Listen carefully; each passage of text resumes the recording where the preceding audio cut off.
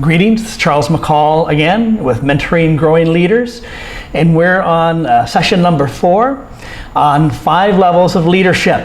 And if you're just stepping in at this session, I recommend, really important, that you go back to session number 1 so you can get it all. But the concept is there are levels of leadership. There are at least 5 levels. Now, this is something that I've created. I saw some ideas here, there, put this together from my experience. I've given labels to the 5 levels, and so they can be changed. Probably somebody who is more creative than I am can come up with more cleverer names for the different levels. But here's the concept. The concept is right. There are levels of leadership. There's an entry level, there's a team leader, there's a manager, there's an effective leader, and there's an executive leader. At least those 5 levels. And if you're a person and you feel like that you have a mission or you have a calling or desire to rise to a higher level, it is very helpful if we can see the ladder that goes up, or if we see the pathway and we know what steps that we need to get to do to get there. So many of us, myself included, maybe you as well, maybe those who work with you, is that we really don't have a clue. I mean, we can study management, we can study leadership, we can study finance, we can study all of those things, but I'm not sure if there's too many places that puts it together in a continuum like this, that we enter at an entry level. Everybody enters at an entry level of leadership. And if we want to go up, it's very helpful if we know what the next steps are. What are the skills? What's the education, and what are the focus and the understanding that we have to rise to a new level? And so that's what I've tried to do here. And so we have the capable person, or the entry level, who is really just a helper.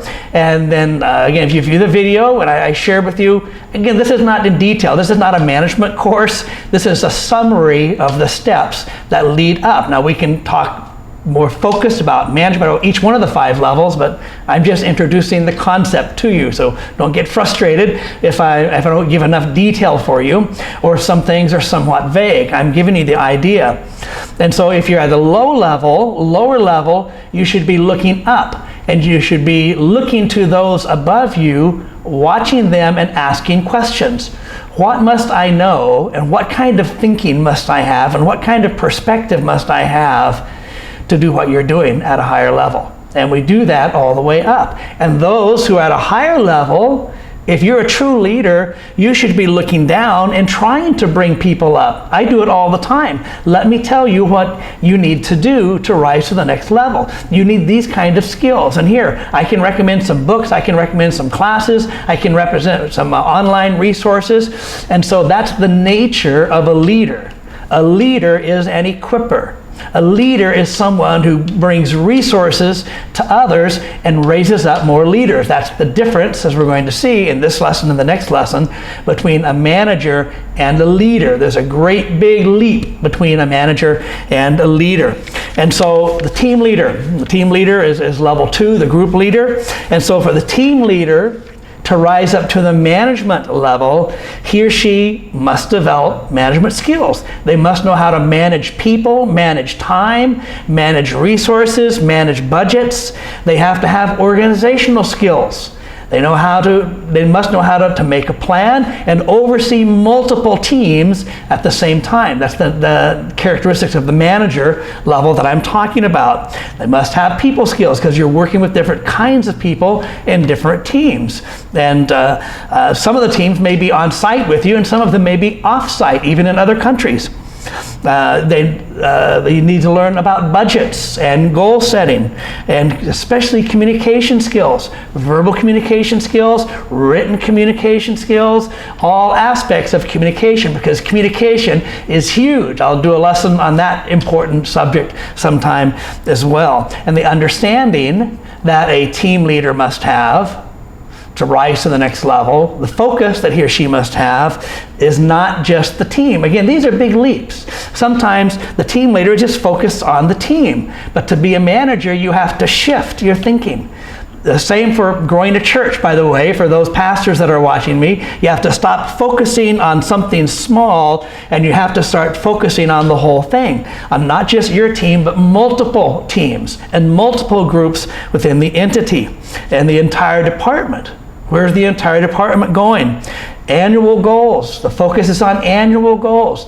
3-year goals, 5-year goals. That's the characteristic of a manager for his department, for what he or she is managing.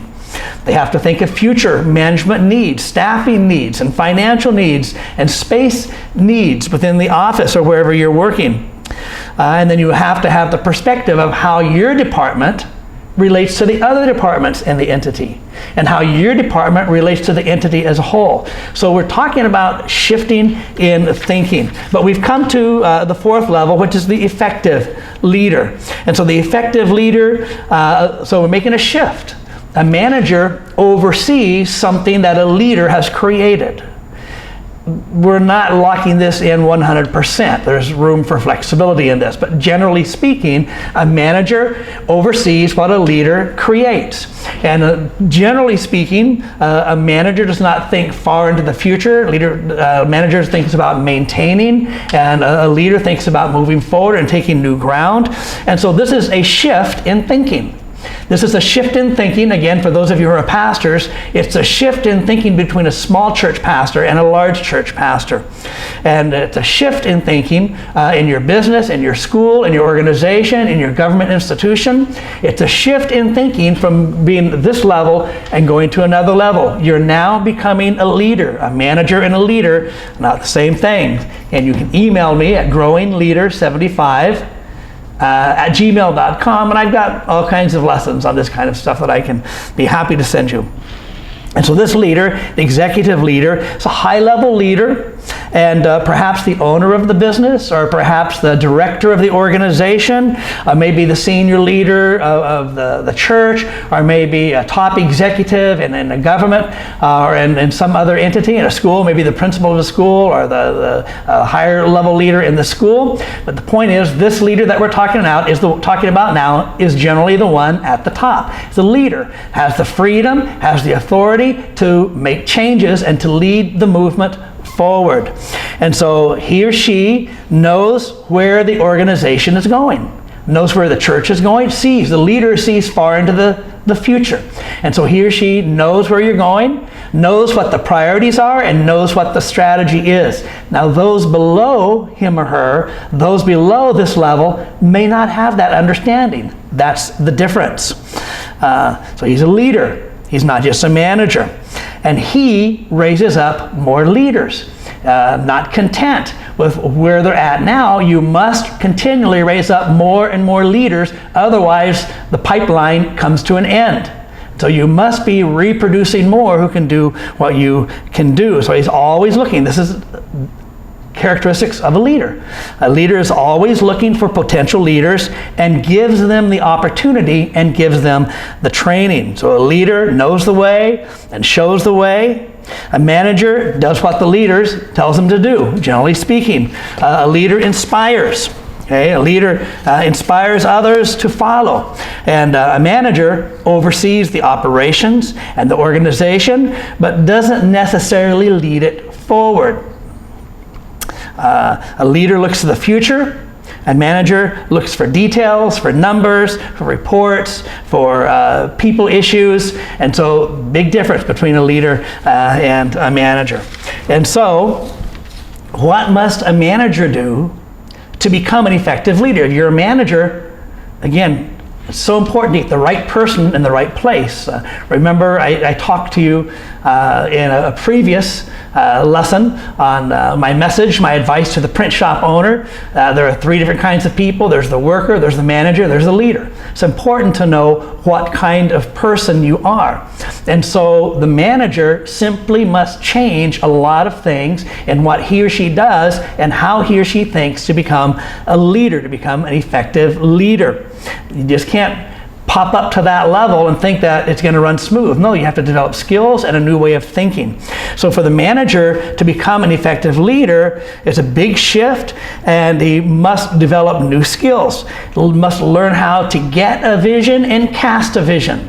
Now, I have a course on my YouTube called Leadership 101, and I encourage you to avail yourself of it. It's 12 lessons that covers on how you as a manager or you as a team leader can rise up to be a successful leader. So you learn how to get vision, to communicate vision, learn how to inspire others, learn how to give direction, learn how to think in terms of increasing, not satisfied with where we're at now, multiplying what we're doing, multiplying leaders, raising up new leaders. And the focus of this level of leader is new territory. Looking at new territory, open up new branches, creating new products, big picture view of where we're going. Not satisfied with being in this community, but we've got to move to more communities. We've got to cover the state. We have to cover the province. We need to cover the nation. We need to cover the world. That's the characteristics of a leader. It's the kind of thinking that a manager must develop. And so this is the time, by the way, that you should shift over and take a look at John Maxwell's lesson on 5 levels of leadership.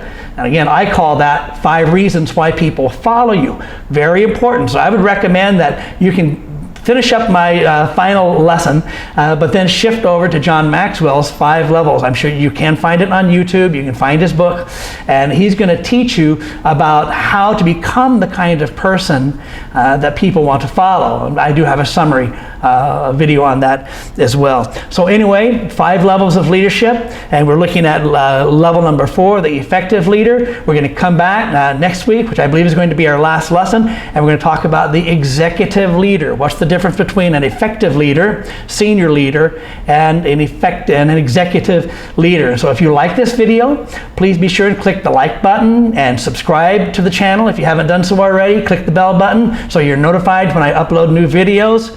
Again, you can contact me at growingleader75@gmail.com. And so thank you very much for tuning in, and I wish you the greatest success in your leadership journey.